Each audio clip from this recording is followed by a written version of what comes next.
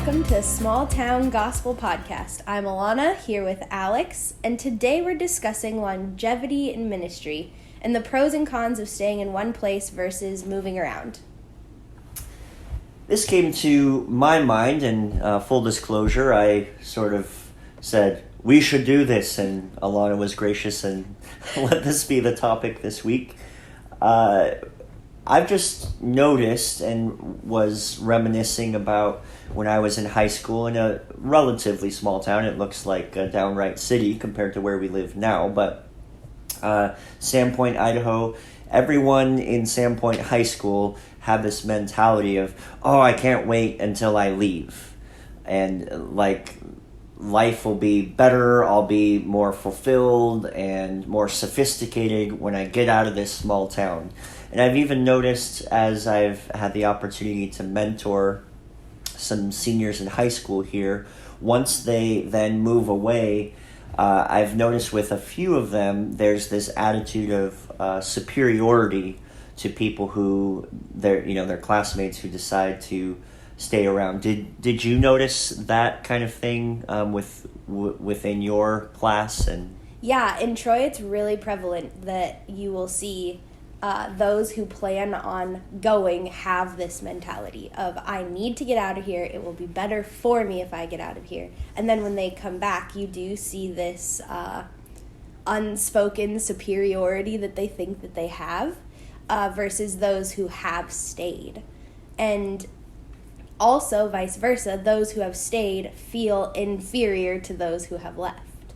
Right, and this really just struck me, and I don't always succeed, but I always try to, whatever we're considering, to take a few steps back and look at it in the lens of a broader historical context. And it's noteworthy that throughout the vast majority of human history, the assumption was that you would more than likely be born, live, and die within a few miles of where your great-grandparents did. And I guess what I'm getting at here, and we'll talk about it just culturally as well as just specifically within the church, why people simply assume now that it's better to leave. And I'm going to push back at that and suggest that even in these podunk, unsophisticated towns, that perhaps it's better if more people stay. So yeah, I think we'll start with this talk maybe in-house, like within the church. Yeah, I think that as we look at the church, there are three categories that we can classify people in, which would be the pastor, singles, and then married family aspect. So Alex, do you want to talk about what this looks like for a pastor? Sure, and full disclosure, I'm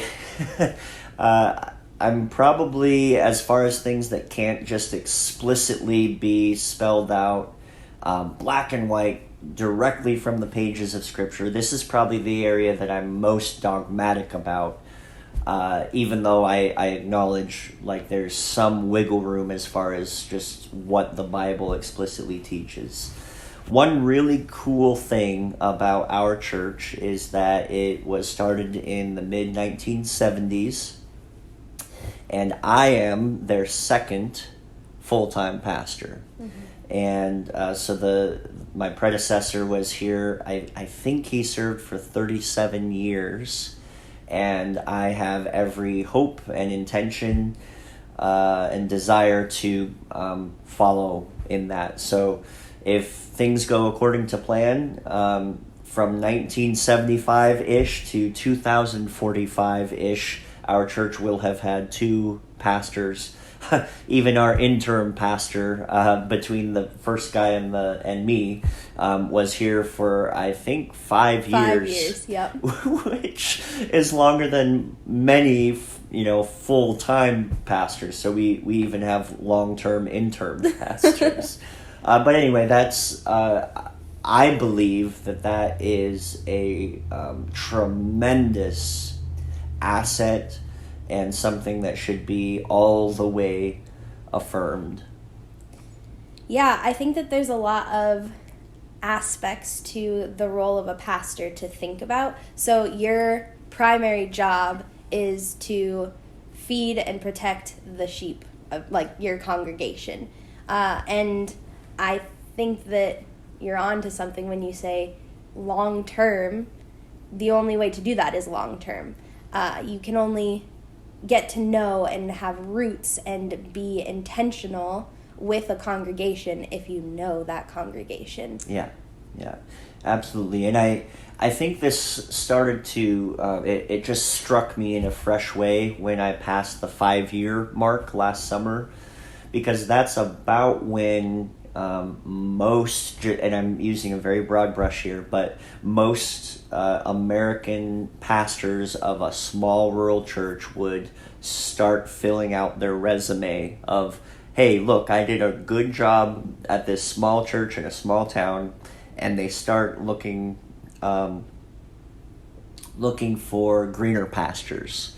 And it hit me so hard, because I, at the 5-year mark, was looking around and thinking, I'm barely getting started, and like the relationships and the goals that we have in this community and what we've been praying for, it's impossible for me to even fathom what that would look like to then go, okay, I'm going someplace else, and I have to restart all of these relationships. Yeah, there's also the aspect of learning to, I guess, do what the Bible says that we need to do as a church. So instead of making a church, say you come into a church that's really unhealthy, and in the however many years you're there, you see a lot of growth and health come into the church. Then another problem arises, and if you're staying, you now have the ability as a pastor to lead the church through the valley, essentially, again, right, or multiple times within a 30-plus year span. The roots of not running from a problem or not having problems because you're constantly moving, you have this opportunity to cultivate the through the thick and thin, for better or for worse mentality in your church. Absolutely. And when I think of the metaphors in the New Testament used to describe the church, there's this pretty overwhelming sense of permanence. Yeah. So the church is a temple, and Christ is the cornerstone, and all these bricks, so to speak, are interconnected. And I just imagine, one of the bricks being like, man, that building over there looks cool, and it like wiggles out, and there's a hole left, or a household, or a family, and even the flock metaphor is less permanent, but you still see this sense of like, if a sheep wanders off, it's not like, just let that sheep find a new flock. It's like, no, let's go find that wandering sheep and bring it back into the flock. And so there's this constant subtext of permanence where the assumption is you're going to stick around, and especially if the shepherd is flock hopping, I think that sends the wrong message, especially when the vast majority of the time it's from, if we're calling a spade, from a sheepfold who pays him $30,000 a year to a sheepfold that pays him $45,000 a year, and on up, and then you're talking about some very explicit biblical instructions as far as elders and pastors are concerned. That gets, they would never say, "Oh, I want a bigger payday," but I would just question a guy who makes that hop. How do you trust yourself that much to make that change and know for sure that it's not motivated at least a little bit by greed? Yeah. The other aspect that I was thinking is, for you, if you were to stay like you plan to, you are then forced to grow in your preaching and leadership styles instead of just being using the same sermons that you just used the past 5 years for the next church that you go to. You have 30 years of continuing on. So I think that there's a lot of challenges like that would be spiritually for your growth. Right. Yeah. Yeah. There's an accountability built in for sure of, hey, did you put in the work this week and spend time with the Lord in His Word, digging in specifically for us and this time and this place? And you'd be shocked at the number of guys who do hop around a little bit, who have, maybe 5 years worth of sermons that they've just circled back to 3, 4, 5 times. And I can't I can't brag too much at this point because I'm not yet quite at 6 years. But yeah, you have to stick with it, and you have to continue growing and I guess tilling new soil in the Word when you stay at one place. Yeah, and when you continue to make more of what you're already doing, your jokes get better. So there is that aspect. Yeah.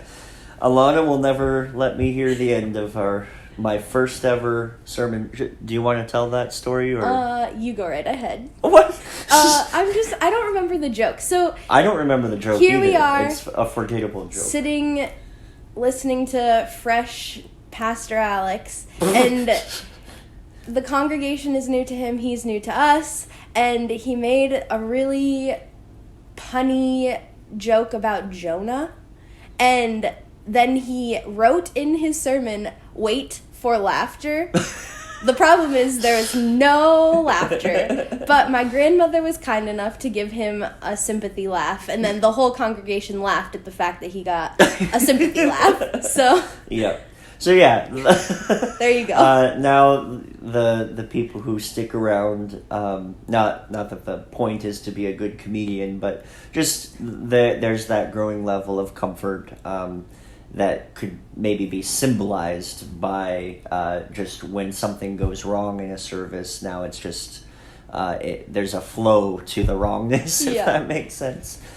So anyway, yeah, that's probably good as far as the what this longevity for pastors looks like.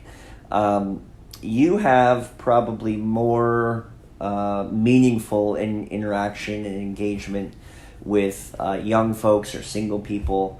So what do you think of when you think of this issue of longevity or lack thereof for single people in the local church? Yeah, I've thought about this long and hard, actually. For young adults who are single and have their whole life ahead of them, in a sense, a lot of them do seem to church hop and to find churches that are, I guess, bigger and better in the sense of, can I find a significant other, is what I've seen. Yeah. And I do think that can be of benefit, but I also think that there are pros to staying in one church body. So I guess I don't really have a concrete where do I lie in this camp. However, I did think a lot about the example in the Bible of Paul. So Paul, when the Lord saved him, was all in from that moment on until the end of his life. And what we saw was his eagerness to do the work of the ministry, to share the gospel, came in the fact that he was devoted to many churches, and he traveled and he shared the word of the Lord. And in 1 Corinthians 7, he stated that it is better for you to be single and do the work than to be married.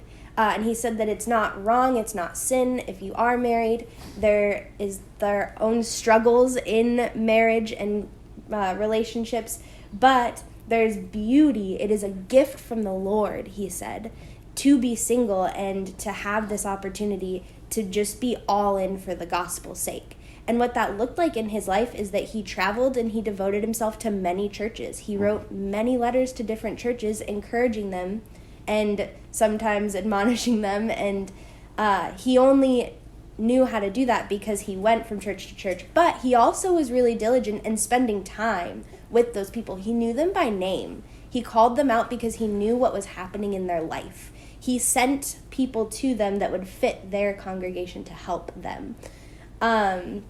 So even though he traveled, he also was very devoted.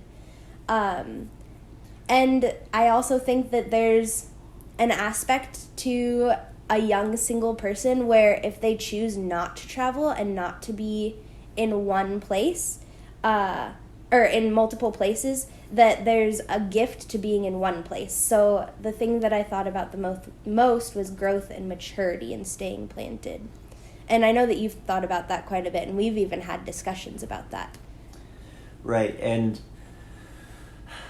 small towns in general, and then the small churches within a small town, there's this constant struggle because the most ambitious and energetic and gifted people tend to be raised up within these small towns and small churches, and then it's basically time for them to really get to work, both in the community for the benefit of the community and in the church.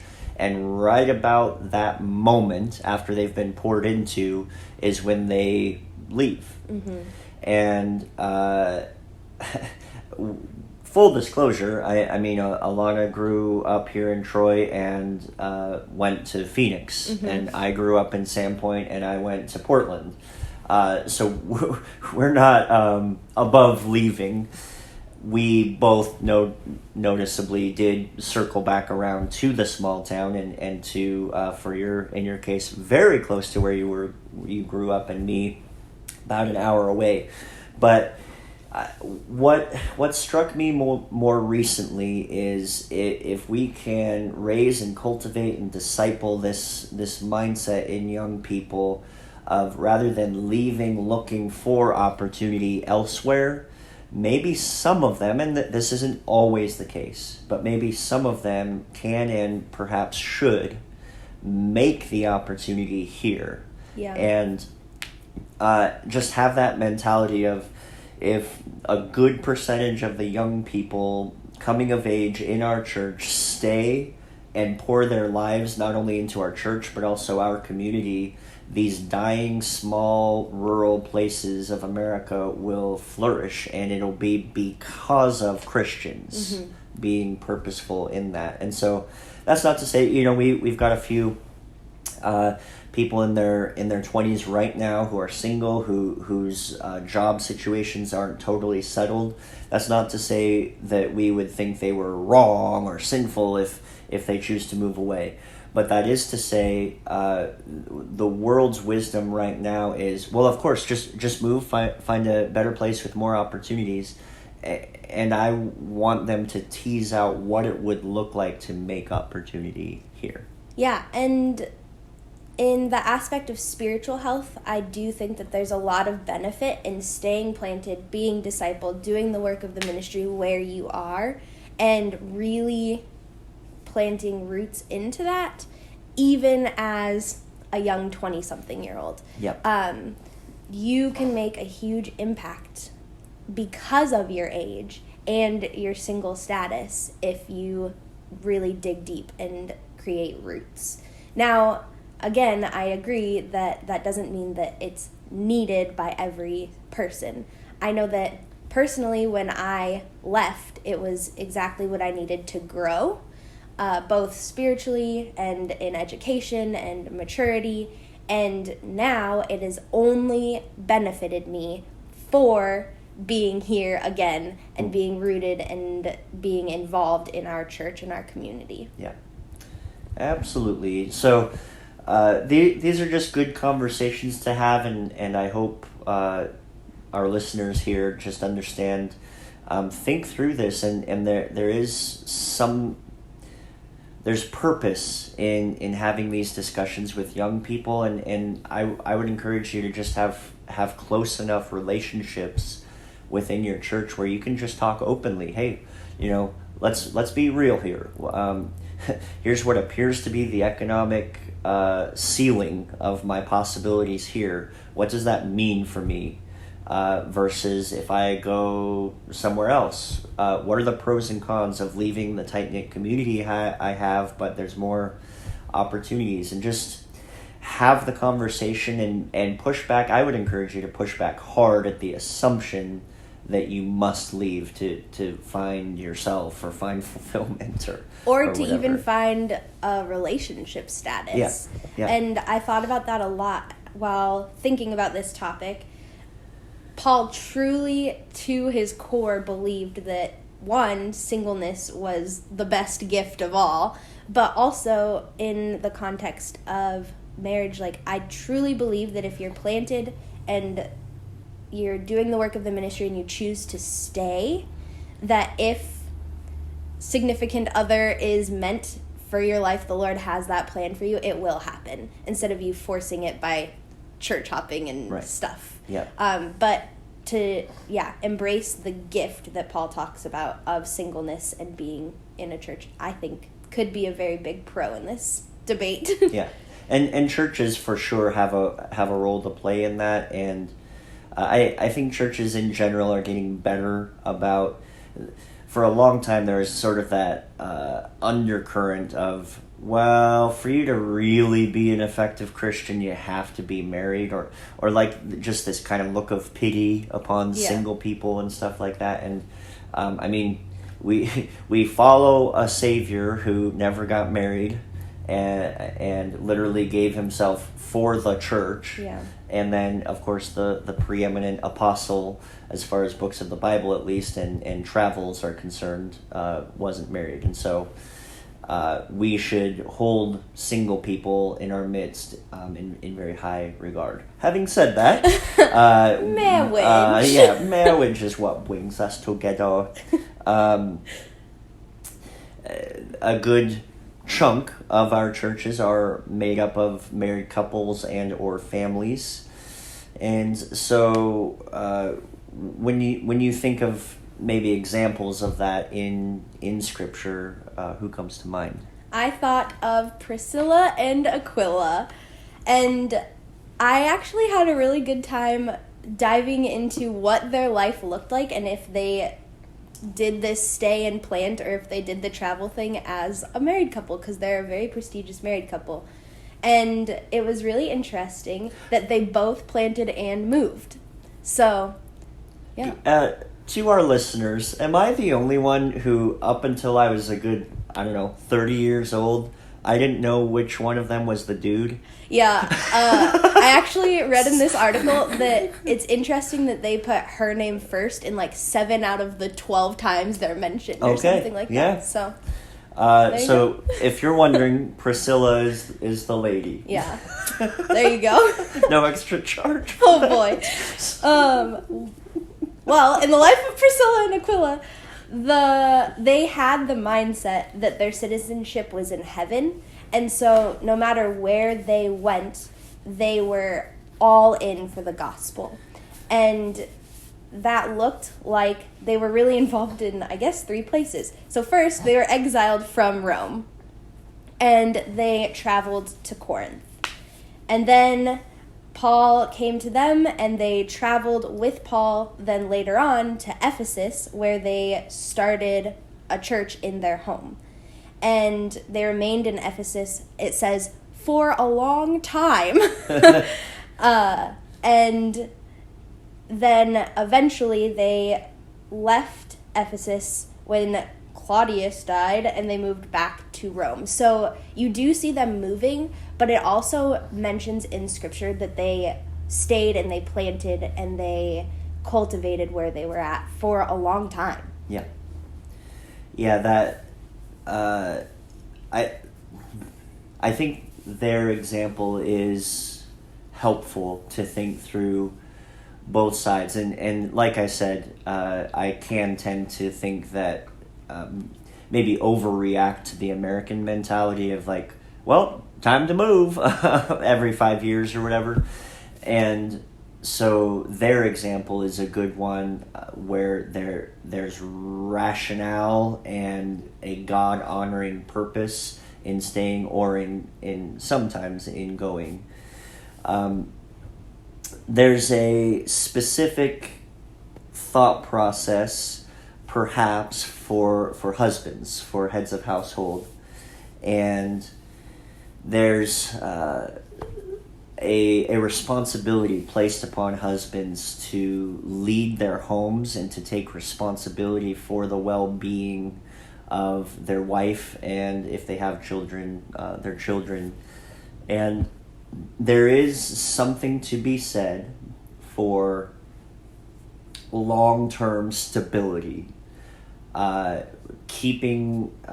making it so that your wife has friends who knew her 10 years ago and who see the nuances and the intricacies of her development as a person and as a believer, and who can speak to, you 6 years ago were really, really zealous in evangelism, and it seems like you've become a little bit lax in a way that you can't have if you're constantly moving. And I know of several examples of marriages that otherwise seemed pretty strong, and the wife eventually just became totally exhausted and exasperated because their husbands were constantly moving.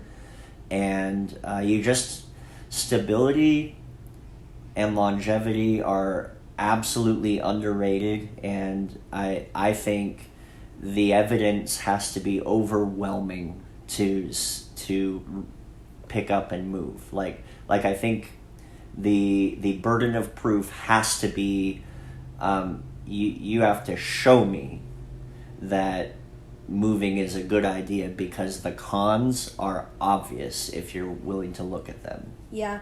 One of the aspects that I thought about for a family or a married couple or whatever to consider is missions is truly something that I think would be, what are the pros and cons, and that the pros genuinely might outweigh the cons.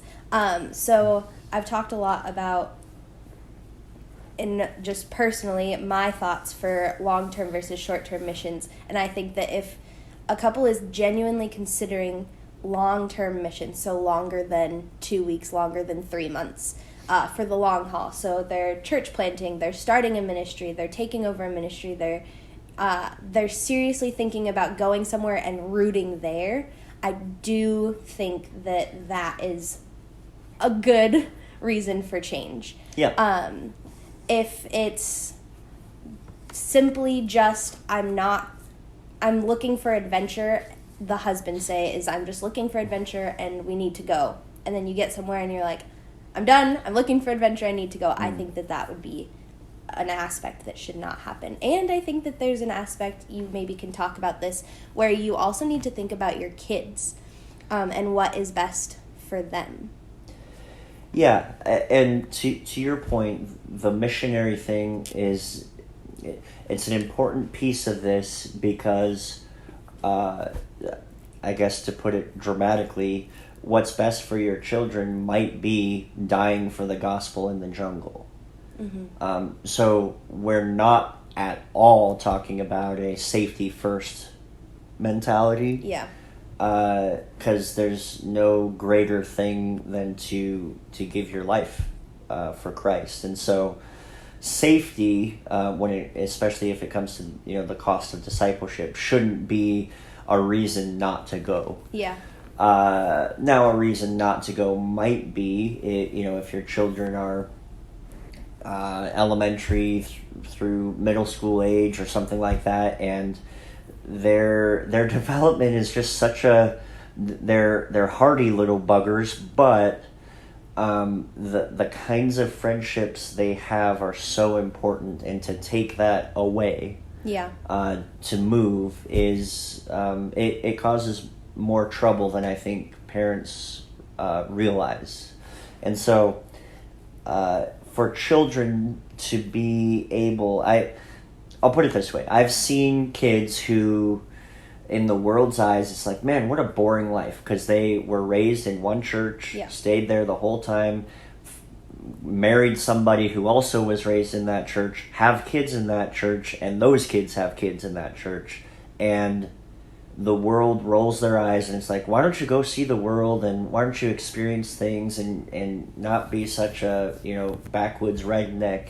Meanwhile, I go, wow, this multi-generational stability and faithfulness and dedication, little by little, day by day, honoring God where He has put you, I think is one of the most admirable possible ways that you could spend your life. And I think it's just worth considering what, before you pick up and move, at least take the time to do the mental exercise. What would it look like if my kids had the same church family for their whole upbringing? And might there be benefits to that? ? And I think you would find probably there would be. Yeah, and then just another aspect of the family life that I thought about is that in 1 Timothy 5, it talks about the role of younger families taking care of the older people in your life. So whether that's widows or parents or grandparents that are elderly, we're commanded to stay and to take care of them and to see them toward the finish line. Yeah. And there's so much of that I've seen that is just so sweet. And because we're told to do it, I think that it's pretty obvious that we should probably do it. Go figure. Yeah. Which Danny and I have talked a lot about, because we've had opportunities to go other places other than Troy and start ministries or become part of ministries or move simply just to better our career. And yet we have this really sweet opportunity to live right next door to my grandparents and to have the ability to watch Jack grow, and for us to help them. And they are nowhere near the end, Lord willing. But where we are and how we're living, we get to do the end of their life with them. Right. And when they do need help, we're right here. And there is something to that obviously wouldn't happen if we weren't right next door. Yeah. So. Yeah.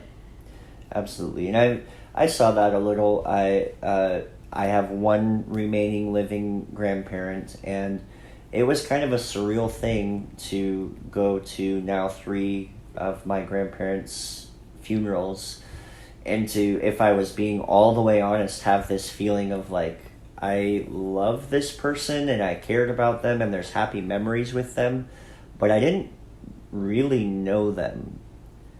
And so I felt sad, but sad in almost I'm supposed to be sad because this is my grandparent type of way, rather than, I had ongoing regular interactions with this person and they were a very, very close friend. It wasn't like that. Yeah. And I hope, it's one of the goals that I have with Jason.